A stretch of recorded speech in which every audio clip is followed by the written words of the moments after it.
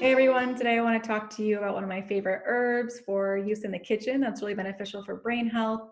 And it's readily available in all the grocery stores. It's in most people's kitchens. It grows here in the US as well as other places in the world.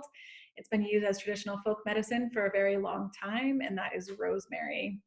So before we get started, I really want to talk to you too about a disclaimer where if you feel like you want to incorporate herbs into your diet, it's absolutely important to go to your primary health care provider and to ask them if it's right for your body and if it's right for any medications that you're taking.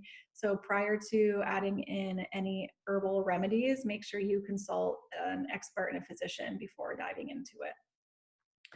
My goal today is to inspire you to incorporate rosemary into your diet if it is right for your body.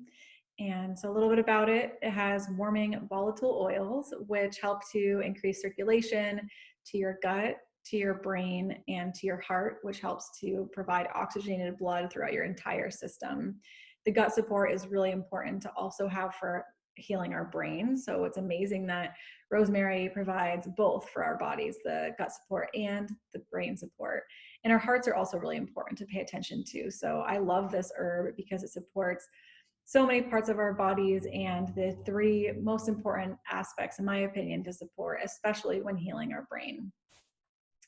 So the oils in rosemary have an affinity for the nerves in our brain, and our nerves are coated in a myelin sheath, which helps to transduct the messages between the nerves. And the better that can function, the better that our brains can function. So rosemary also supports that in our brains, which is amazing.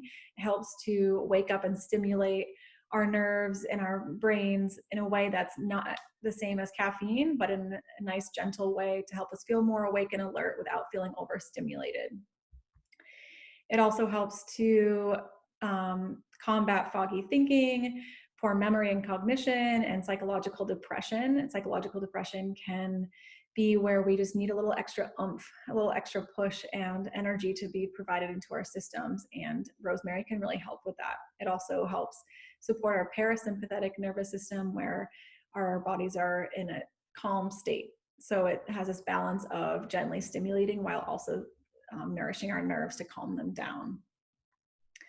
It is a nootropic, which means that it enhances cognitive function, mental clarity, focus, and short-term memory. Rosemary is known as rosemary is for remembrance, and so that's something that for a very long time it's been known to help in our systems. It also has antioxidant and anti-inflammatory benefits, which specifically for traumatic brain injury recovery, that's what we want to focus on. We want to focus on the decreasing oxidation and increasing oxygen flow, and then decreasing the inflammation in our systems to help our bodies heal faster and more and better, more powerfully, basically. So a few ways to incorporate rosemary into your diet. You can first of all just smell it if you don't want to taste it or eat it. If you have an aversion to the flavor, then just smelling it enhances oxygen flow. It enhances your memory. It has a strong impact on your brain regardless of whether you actually ingest it or not.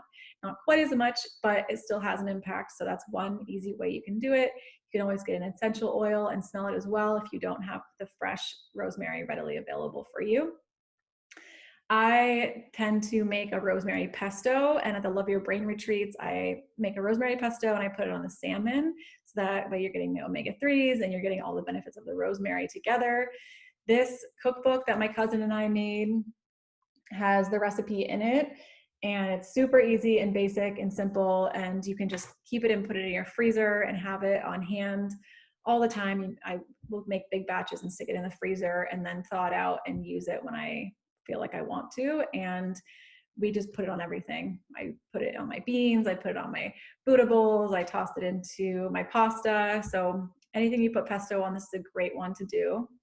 I also have a daily tea blend that is beneficial for your brain and your gut and your nervous system as well as your heart. It supports all of those systems within one blend, which I absolutely love. And I feel like those are the main things to focus on when healing our bodies and trying to support them.